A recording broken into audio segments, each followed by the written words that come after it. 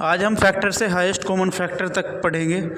Factor और common factor और highest common factor यानी HCF, इनके बारे में विस्तार से पढ़ेंगे। सबसे पहले हम फैक्टर की बात करेंगे।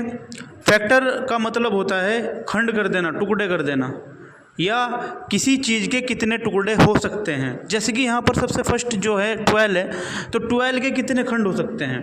12 1 से डिविजिबल हो सकता है, 2 से डिविजिबल हो सकता है, 3 से हो सकता है, 4 से हो सकता है एंड 6 से हो सकता है और खुद से हो सकता है। तो इसके जो ऑल फैक्टर होंगे वो 1 2 3 4 6 एंड 12 होंगे। ऐसे ही इसके नीचे जस्ट मैंने दिया है 8, तो 8 क्या किससे डिविजिबल हो सकता है, ये 1 से डिविजिबल हो सकता है, 2 से हो सकता है, 4 से हो सकता है एंड खुद से 8 से डिविजिबल हो सकता है। तो फैक्टर बहुत आसान है समझना। फैक्टर यानी वो कितने नंबरों से डिविजिबल है वो संख्या, वो लिख दिया मैंने। अब इसी में ही हम बात करेंगे कॉमन फैक्टर की। अगर हम कॉमन फैक्टर की बात करें तो कॉमन का मतलब होता है एक ऐसा वर्ड, ऐसी संख्या जो एक या एक से दो या दो से अधिक संख्याओं अधिक जगह दिखाई दे, उसे हम कॉमन बोलते हैं। ठीक है, यानी कॉमन किसको बोलते हैं, जो दो या दो से अधिक जगह दिखाई दे वो कॉमन होता है। यानी दो ऐसी संख्याओं में एक चीज़, सेम चीज़ का होना कॉमन कहलाता है। ठीक है, तो अब अगर हम कॉमन फैक्टर की बात करें, फैक्टर तो तुम समझ ही चुके हो, फैक्टर का मतलब खंड है। अब इन खंडों में जो कॉमन है यानी जो दोनों जगह है, 12 के फैक्टर में भी है और 8 के फैक्टर में भी है, वो कहलाता है कॉमन फैक्टर।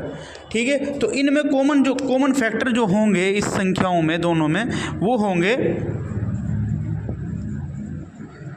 1 2 4।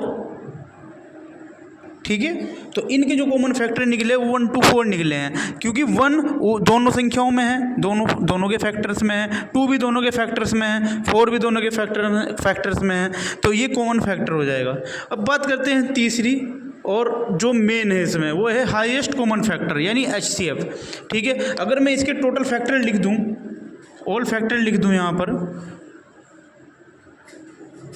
और इसके भी ऑल फैक्टर लिख दूं, तो हाईएस्ट कॉमन फैक्टर का मतलब ही ये होता है कि ऐसा कॉमन फैक्टर जो सबसे उच्चतम है, यानी जो सबसे बड़ा है।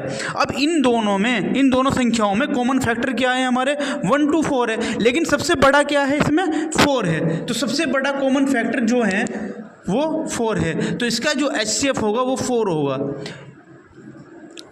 ये HCF को समझने की सबसे आसान तरीका है ये HCF को समझने का, कि क्योंकि HCF का मतलब ही हाईएस्ट कॉमन फैक्टर होता है। तो निकालने के लिए क्या करना है, दोनों के फैक्टर जो भी जिनका भी हमें HCF निकालना है, उनके फैक्टर ऑल फैक्टर लिखने के बाद जो दोनों में कॉमन होगा और सबसे बड़ा होगा उसको ले लेंगे, वही उसका हाईएस्ट कॉमन फैक्टर होगा।